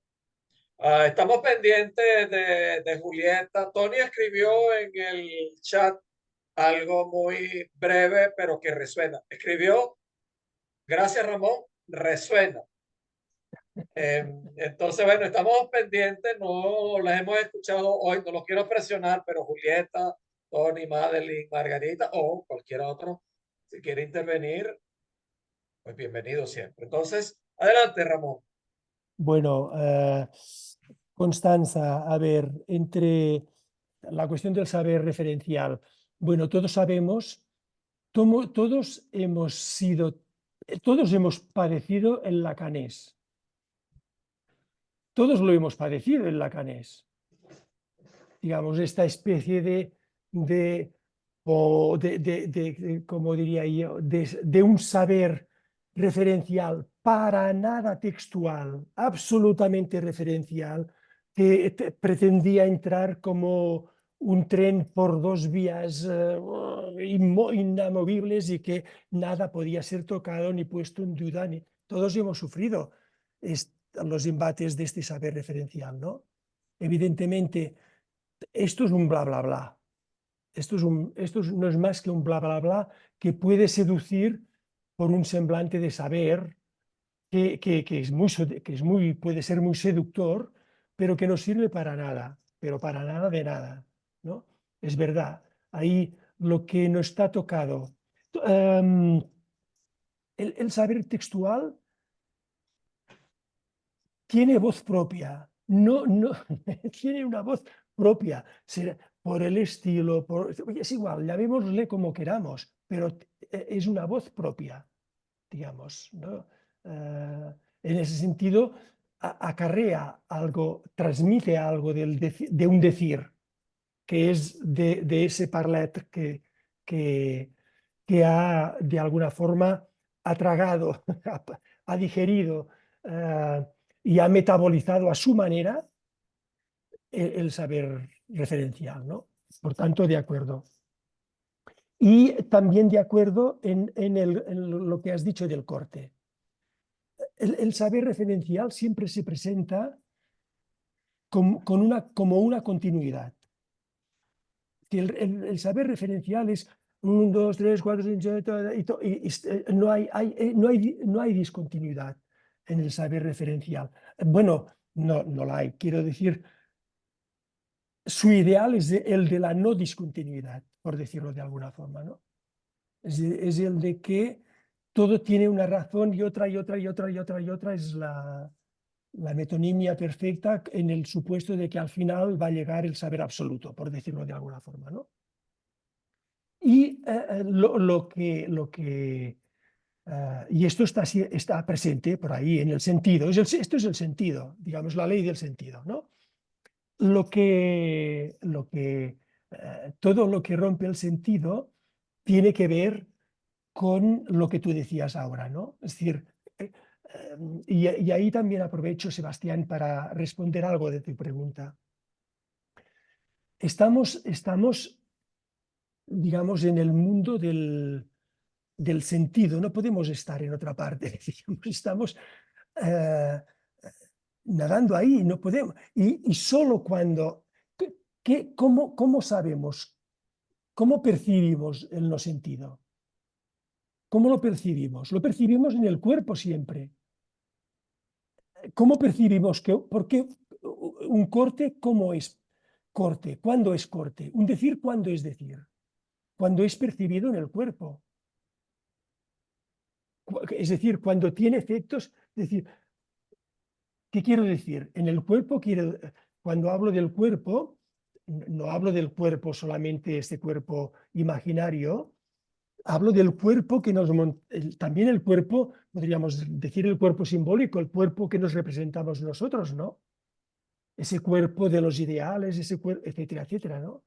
Si no hay algo que corte ahí, que venga de un decir y te haga decir, bueno, te zarandea, es algo que te zarandea, que te conmueve, no te deja igual, no te deja igual. Después de un decir, es como después de un acto, ¿no? Hay algo que no te deja igual, ¿no? En ese sentido, Sebastián, hay algo que a mí me cuesta poder, tendré que pensarlo más. Y me has hecho una pregunta que me hará trabajar un poco. Pero cuando tú hablas de que se perdería algo de la singularidad de la langue, ¿no? Cuando tú decías algo así como que si por la langa podemos hacer lazo, lo uno de la langa se pierde, ¿no? Pero hay Sí, algo, exacto. sí, pero el lazo es, yo no diría tanto como lazo, yo diría que es algo más bien que, que toca, que tiene efectos.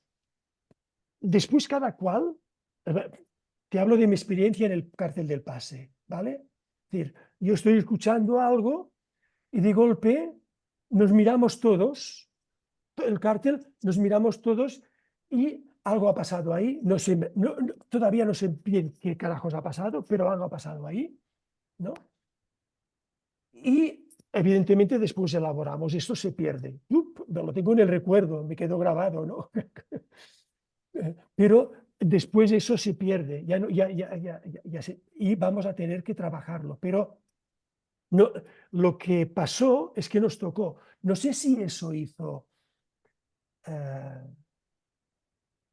no sé si eso comunicó, por decirlo de alguna forma. No sé si eso tuvo efectos de lazo. No sé. Con el otro no creo. No. Más bien tiene efectos de zarandeo en mi saber referencial y en mi saber textual.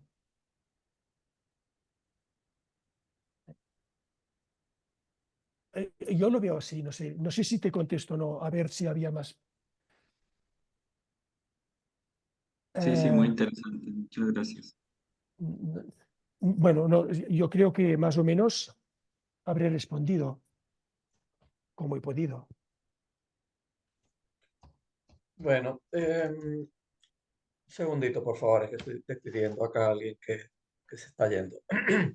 Este, fíjate, yo podría perfectamente que interviniera Gladys primero, pero es que también quiero, Gladys, que escuches la pregunta o el comentario que tenía que diferir. Pues me interesa que lo escuches, pues por si quieres comentarlo. Pero primero voy a hacer referencia a algunas de las cosas que han surgido después, que son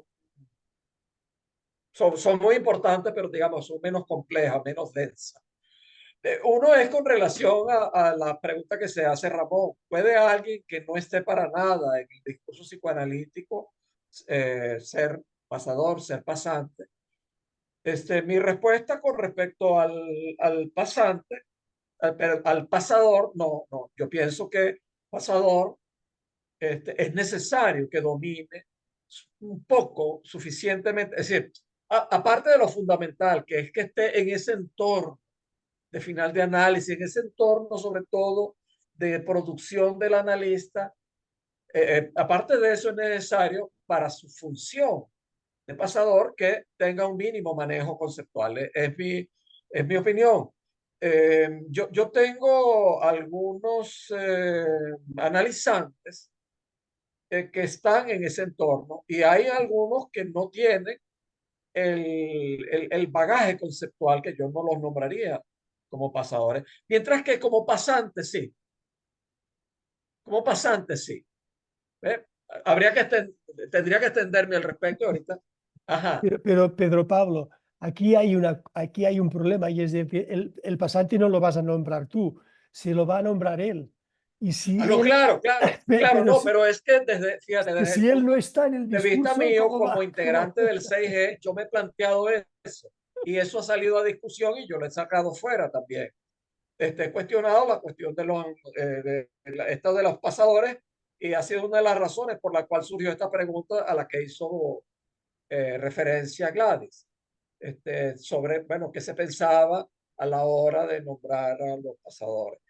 Pero también ha salido lo de los pasantes, que hay algunos que se someten al dispositivo del pase buscando una autorización.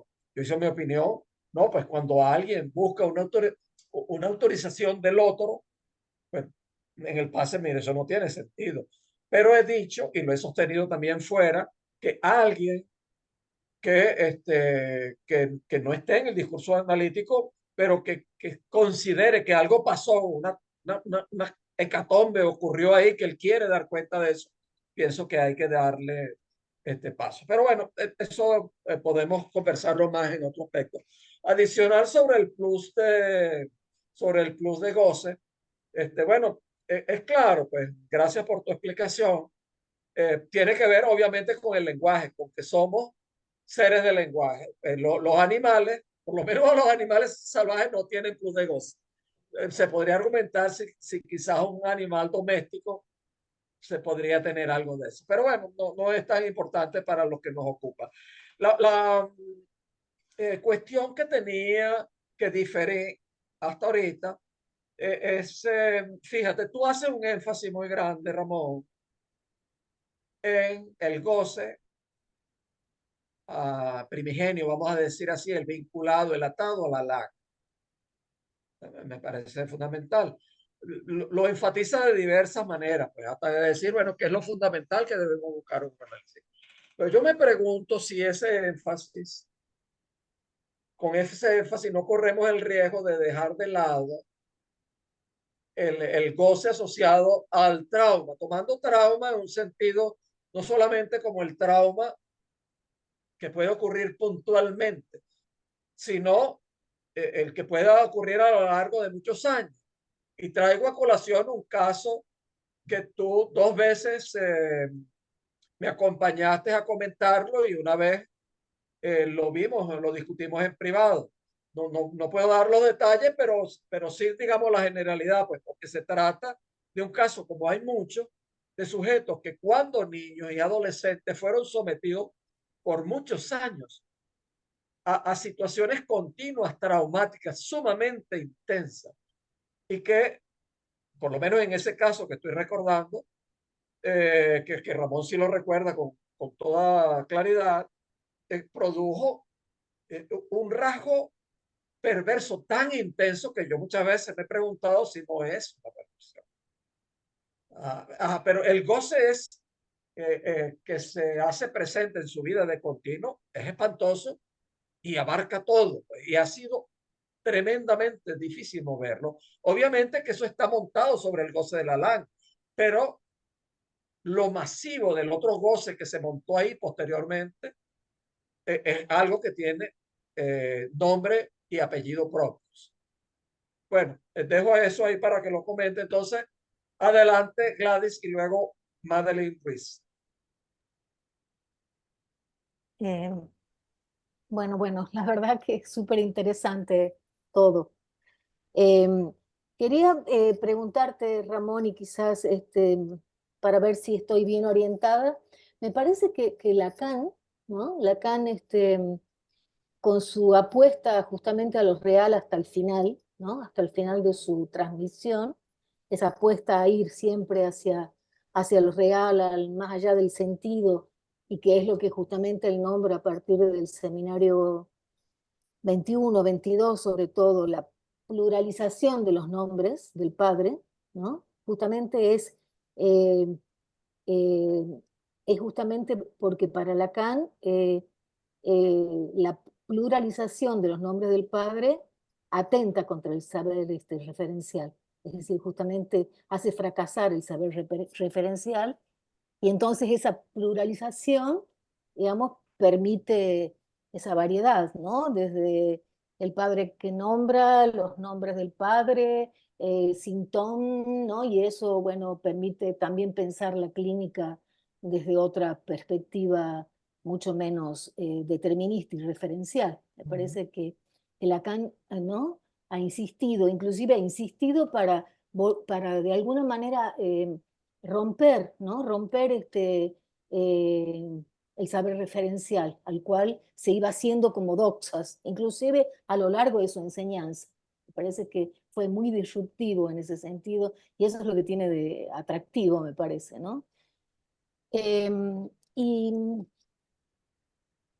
por otro lado, bueno, yo también he tenido experiencias ya hace varios años en varios cárteles del pase, y es verdad que me parece que el cártel del pase, en el cártel del pase, cuando algo pasa, es porque algo hace eco, ¿no?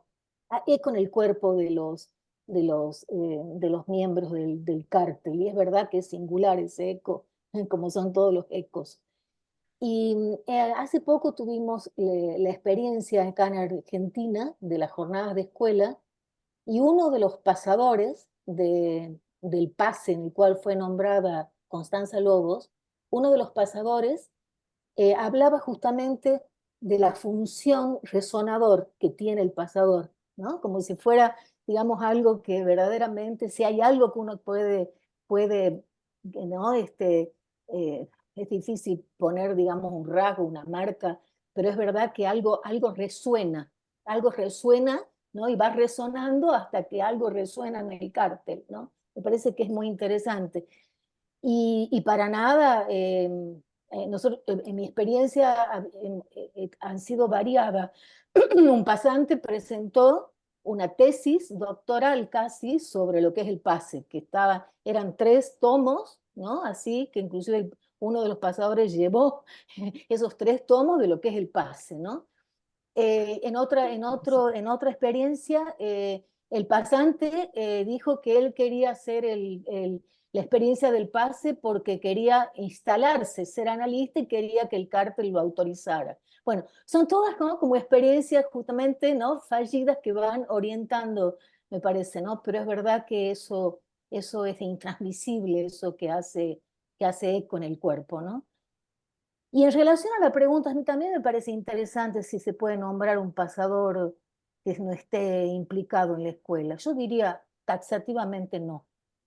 Me parece que un pasador tiene que, por un lado, estar ahí, en ese punto de final, ¿no? O algo ¿no?, que haya producido una experiencia, un efecto de pase, ¿no? Porque el pase no es solo algo que se produce cuando se pide el pase, pero también, digamos, tiene que ser alguien que esté implicado con la escuela, ¿no? Con la escuela, con nuestra escuela, o con la escuela de Lacan, ¿no? Me parece que, si no, me parece que eso da a cualquier cosa, y nunca me han gustado las cualquier cosa, a mí particularmente, ¿no? Bueno, esa es mi opinión, es algo personal, sin duda, ¿no? Bueno, eso quería agregar. No Ok, tengo nada gracias, que... Gladys. Creo que podemos escuchar a Madeline. ¿Te parece, Ramón? Sí. Adelante, Madeline, Bueno, muchas directamente gracias. desde la cuna de la cultura occidental, Atenas, Grecia. Bueno, muchas gracias, Ramón, y muchas gracias a todos por no este intercambio tan rico, ¿no? Yo tengo una pregunta aclaratoria, porque quizás como que me pareció, a mí me daba la impresión que cuando Ramón hablaba del discurso del psicoanálisis, estaba hablando del discurso analítico. No.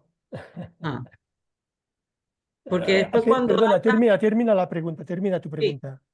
porque bueno, cuando habla Pedro Pablo, me parece que no está hablando, cuando habla del discurso del psicoanálisis, que dice que bueno, que el pasador tiene que tener algún saber sobre el psicoanálisis, me pareció que entonces no estaba hablando del discurso analítico. Ahora, sin embargo, cuando Gladys habla y dice que un pasador tiene que estar en la escuela o tiene que tener alguna relación, no estar en la escuela, tiene que tener alguna relación con la escuela, porque a mí me interesaría aclararme, ¿no? ¿De qué se está hablando cuando se habla de esa relación con la escuela y del discurso? ¿Y de qué se habla cuando se está hablando del discurso del psicoanálisis?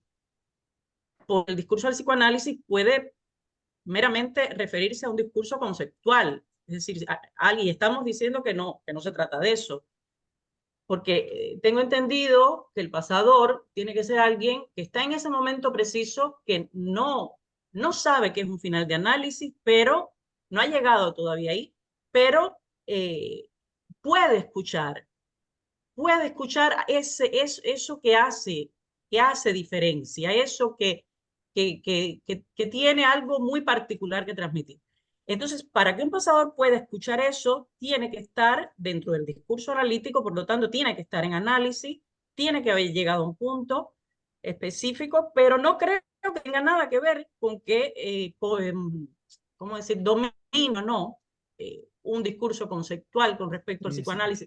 Desde el momento que él mismo puede oír esa resonancia, quizás pueda transmitirla.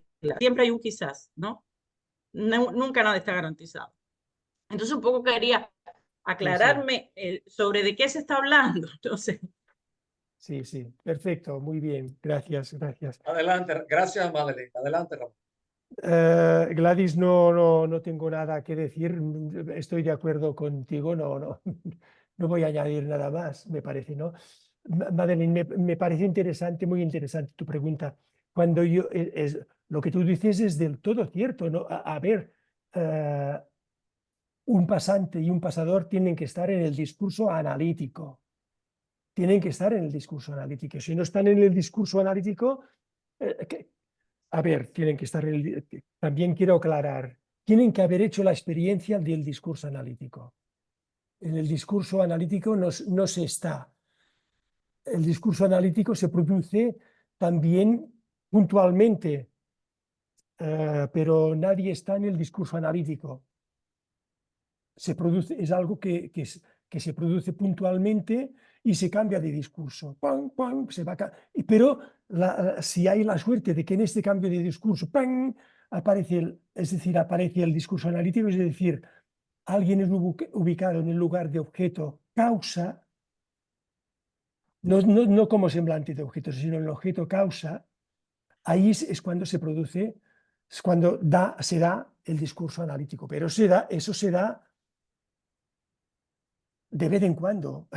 A veces se da pues en 2 sesiones seguidas, a veces se da pues muy de vez en cuando, ¿no? Lo interesante es que eso se pueda dar, ¿no? Pero evidentemente es importante que los analizantes lo sean. Los analizantes lo son porque tienen experiencia del efecto del discurso analítico.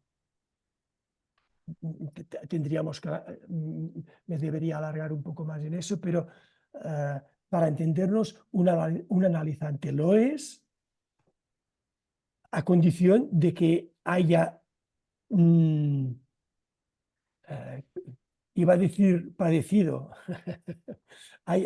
haya sentido en él los efectos del discurso analítico. Es decir, haya podido colocar en otro la causa del deseo. Bueno, digo en otro porque hay un analista que al menos está presente ahí, ¿no? Esto nos llevaría un tiempo a alargarnos por ahí, pero bueno, pero evidente, esto es cierto, esto es así, Madeleine, pero hay algo más. Si este sujeto no sabe lo que es una escuela, pongo por el caso un pasador, si hay un analizante que lo es, pero no sabe qué es la escuela de psicoanálisis, no sabe que hay un aparato, hay un dispositivo que se llama PASE y que requiere todo todo el operativo que acarrea el pase. No puede ser que se encuentre en un momento determinado con la llamada de un pasante que le diga, eres mi pasador, ¿cuándo nos vemos? Porque este sujeto analizante va a decir, ¿qué me está diciendo? Es en ese sentido que digo que debe estar poco mucho en el discurso del psicoanálisis, no psicoanalítico, es decir, en el discurso en el que eso cabe, que al pasador le debería pillar por sorpresa ser llamado por un pasante, le debería tomar por sorpresa, pero no tiene mucho sentido que diga, pero ¿qué me está pidiendo? ¿Qué es eso? A no ser evidentemente que después se ponga a leer, a trabajar y diga, pues sí, pero se requiere un tiempo. Es eso simplemente, lo que no sé si te he aclarado mucho, Madeline, pero Si puedo agregar un poquito ahí, disculpa, Madeline, para agregar un poquito a esto. Fíjate, un pasante, alguien que esté en ese entorno de final de análisis, el que puede producirse un analista que esté en ese entorno, sí puede tener la sensibilidad para escuchar a un pasante y que eso resuene en él, pero necesita como cierto manejo conceptual para poder entenderlo y poder transmitirlo al cartel del pase. Es decir, entre el cartel del pase y el pasador tiene que poder establecerse una comunicación.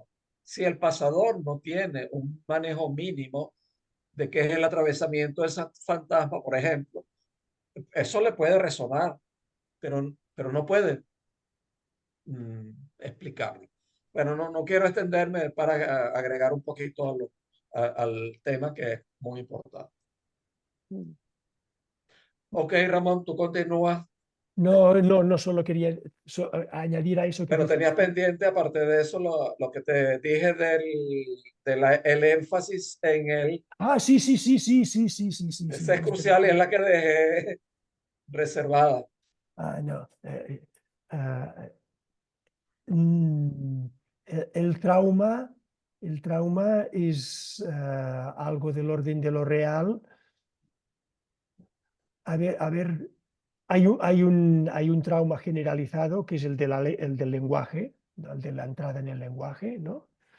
Y luego están los traumas de cada uno. No hay no trauma. Después de ese, a pesar de que es común, es para todos, después cada uno tiene los suyos, ¿no? Y estos pueden ser muy graves o pueden ser muy leves. Y muy leves, cada cual los vive como los vive, digamos, no sé si son muy leves. A veces uno escucha, aparece algo como súper traumático y uno puede pensar, escuchándolo desde el lenguaje común, pues vaya, no hay para tanto, ¿no? Uno podría pensar. Pero es su dolor, es lo que lo que esa persona puede expresar, ¿no? Pero en relación a lo que dices tú, es verdad que hay algunos traumas que marcan de una forma, no sé muy bien cómo decirlo, pero particular. Yo puedo poner otro ejemplo, un ejemplo que es en el que podemos tener una experiencia muchos de nosotros, ¿no? Un ejemplo lo podemos tener en un niño que enfermo, en un niño enfermo, en un hemofílico, en un caso mío, un hemofílico, ¿vale? Es un niño que al mínimo golpe que se da tiene que ir a urgencias porque hay un hematoma en exceso o no hay forma de parar la hemorragia, ¿no? Esto genera, evidentemente es traumático para él, es traumático para la familia, es traumático para todo el mundo. Pero eso genera una modalidad eso tiñe a la fuerza las modalidades de goce posibles para ese sujeto. Y lo mismo ocurre con estos traumas de los que hablas tú, Pedro Pablo. Hay algo que tiñe las modalidades de goce de un sujeto. Y no me extraña que tú hables de esta posición casi perversa, ¿no? Que uno se pregunta, ¿esto está en el límite de la perversión? Porque hay algo que queda como muy fijado a factores de goce muy, muy concretos, ¿no? Y de los que uno no puede librarse fácilmente. Bueno, esto es parecido a la neurosis de guerra, por decir... Por ejemplo, ese es un buen ejemplo, sí. A veces, extendiéndome un poquito al respecto, pues, a veces hay casos que es que lo real del goce a veces es tan difícil. Bueno, siempre es difícil moverlo, pero a veces es tan masivo, para decirlo de alguna manera, cónchale, uno se ve en ocasiones como que no es posible, pues. Y solamente un trabajo muy perseverante, sostenido en el tiempo, que no siempre lo puede sostener el propio paciente, el propio analizante, permite ir, eh, a ver, pasando un poquito de eso masivo real, poquito a poquito a lo simbólico, con lo cual hay al mismo tiempo pues un vaciamiento de goce y que el sujeto gradualmente pueda inscribir otras experiencias en su cuerpo, Ya, sí, sí, sí. que entonces gradualmente le vayan haciendo una compensación.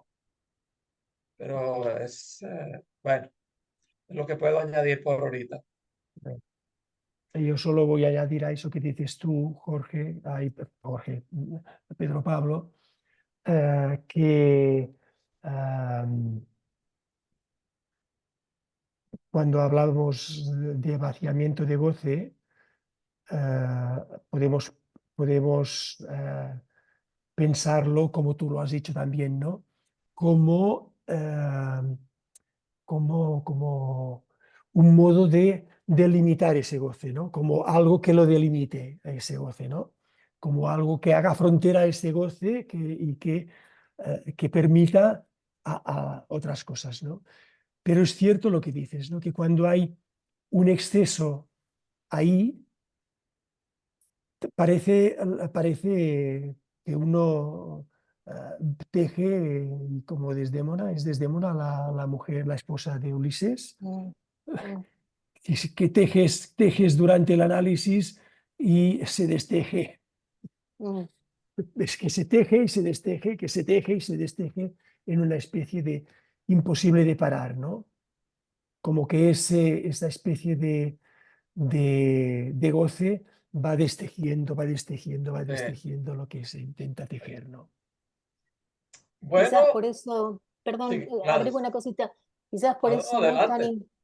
tan interesante esto de Lacan de cómo nombra el traumatismo como traumatismo, Sí, ¿no? sí. Como un agujero realmente, ¿no? Mucho, ¿no? ¿No? Y que interesante eso, como el análisis Que permite hace hacer algún tejido ahí, ¿no? En ese Sí, sí, sí, agujero, sí, ¿no? sí. Mm, Penélope, nos recuerda a José Carlos, el nombre mm, del personaje mm. Ramón Ah, Penélope. Sí, Penélope, Sí, Penélope. Ah, Penélope, Penélope. Penélope, vale. traumatismo es un verdadero agujero que a veces parece imposible pasar algo ahí a lo simbólico. Mm. Entonces, bueno, Ramón, nos has puesto a trabajar hoy en demasía, Sí, lo mucho. cual celebro yo en primer lugar. Yo Siempre yo vivo también, yo pendiente, yo también. como soy tan obsesivo, vivo pendiente de los numeritos. Entonces hoy llegamos a 2 horas y tanto, ¿no? Muchísimas gracias de nuevo, Ramón, por todo el empeño que has puesto en esta presentación tan densa y que dio pues lugar a este debate tan rico y con preguntas tan densas. Muchas gracias a todos, los quiero mucho. Xavier, eres bienvenido cuando quieras regresar acá. Los quiero mucho y hasta la próxima. Bien. Hasta la próxima. Ujú.